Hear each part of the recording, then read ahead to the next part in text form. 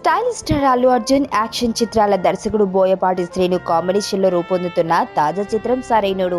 High voltage action entertainer గా రూపొందుతున్న ఈ చిత్రం ఇప్పటికే అన్ని కార్యక్రమాలు పూర్తి చేసుకుని ఏప్రిల్ 22న భారీ ఎత్తున విడుదలకు రెడీ అవుతోంది. ఇటీవల ఈ చిత్రానికి సంబంధించిన ప్రీ రిలీజ్ ఫంక్షన్ ని వైజాగ్ బీచ్ లో చాలా గ్రాండ్ గా నిర్వహించారు. విడుదలైన పాటలకు ట్రైలర్కు ప్రేక్షకుల నుండి విపరీతమైన స్పందన వస్తుంది.